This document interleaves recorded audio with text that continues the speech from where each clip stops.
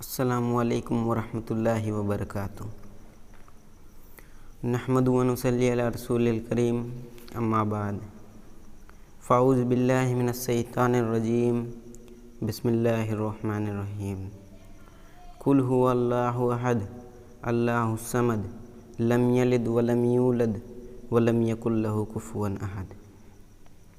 محترم حضرات، میں آپ لوگوں کے سامنے جس موضوع کے تحت لبے گزار کرنا چاہتا ہوں وہ ہے غزوہ بدر۔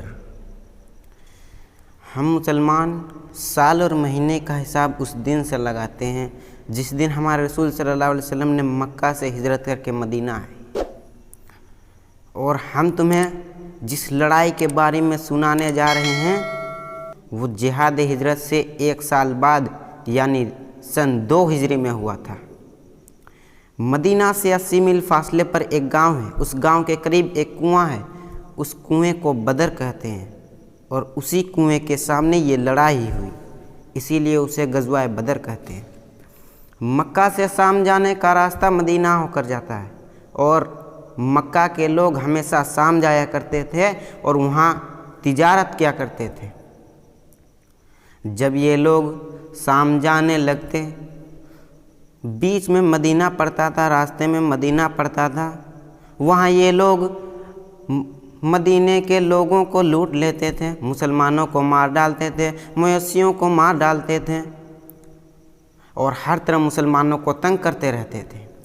ان باتوں کو دیکھ کر ہمارے رسول صلی اللہ علیہ وسلم نے فرمایا، یہ سوچا کہ اگر دشمنوں کا راستہ کچھ بند کر دیا جائے تو کچھ اطمینان ہوگا۔ ایک مرتبہ ان کا ایک قافلہ تجارت کر کے شام سے واپس آ رہا تھا،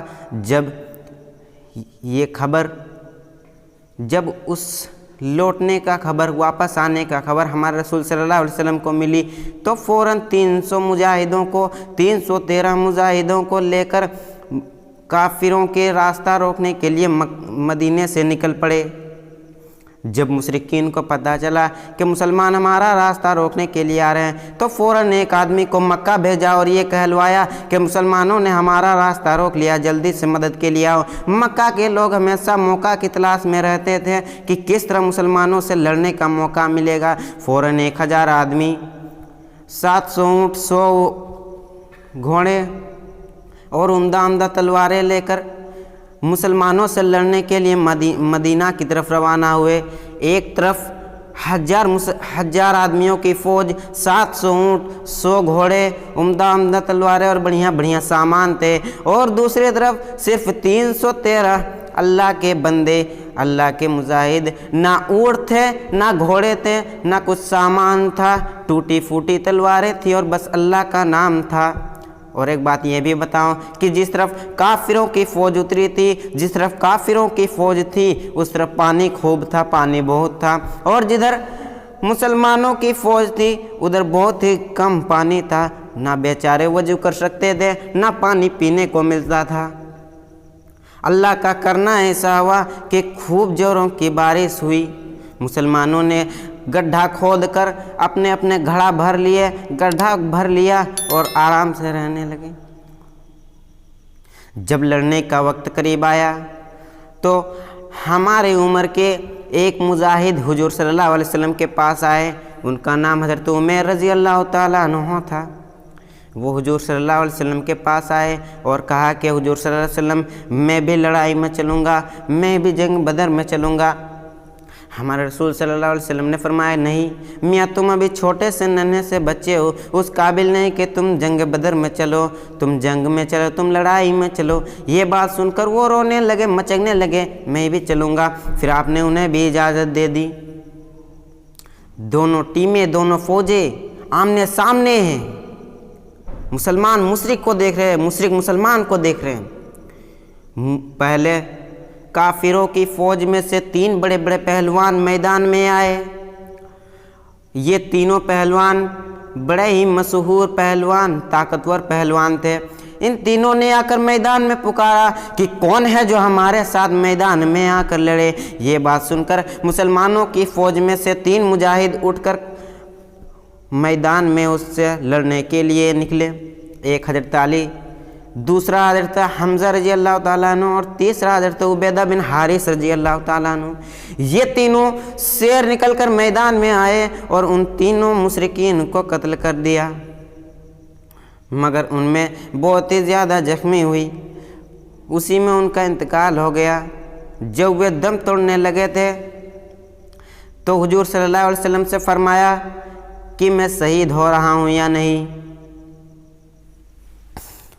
हुजूर सल्लल्लाहु अलैहि वसल्लम ने फरमाया कि बेशक तुम शहीद हो रहे हो, उसमें कोई शक नहीं है। ये बात सुनकर वो बहुत ही ज़्यादा खुश हुए।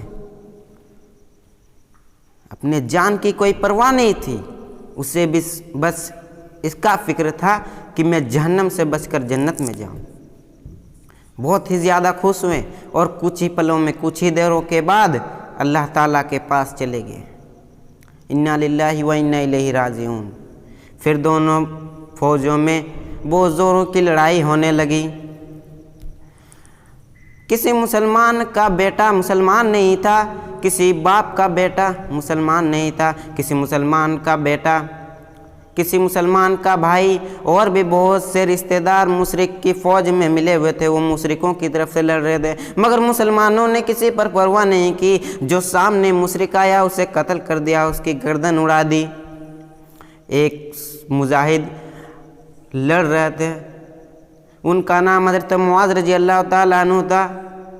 किसी काफिर की तलवार से उसके हाथ में जो लगी, उसका हाथ कंधे के पास से कट गया, मगर वो जरा सा लगा रहा, वो लड़ते रहे।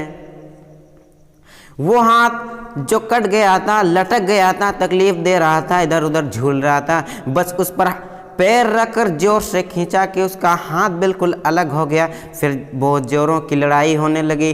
जब बहुत ज़ोरों की लड़ाई होने लगी तो हुजूर सल्लल्लाहु अलैहि वसल्लम ने एक मुट्ठी भर कंकड़ियाँ उठाई और मुशरिकों की फ़ौज की तरफ फेंक दी और फरमाया कि मुसलमान जम कर लड़े। एक दफ़ा मुसलमानों ने खूब ज़ोरों की जो हमला की,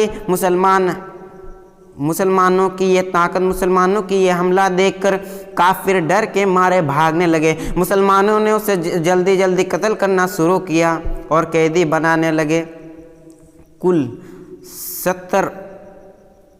70 आदमियों को कत्ल किया और 70 आदमियों को कैद कर लिया। और हुजूर सल्लल्लाहु अलैहि वसल्लम का सबसे बड़ा दुश्मन अबू जहल भी इसी लड़ाई में कत्ल होकर दोज़ख में पहुंच गए। मेरे भाइयों, अल्लाह ताला के फजल से कुल 14 मुजाहिद शहीद हुए और मुसलमान जीत गए। मैं यहीं से अपनी तकरीर को ख़त्म करना चाहता हूँ। आखिर में दुआ है कि अल्लाह आलमीन हम तमाम मुसलमानों को सीधे राह पर चलने की तौफीक इनायत फरमा। व आखिरी दवाना अनिल हम्दुलिल्लाहि रब्बिल आलमीन। अस्सलामु अलैकुम व रहमतुल्लाहि व बरकातुहू।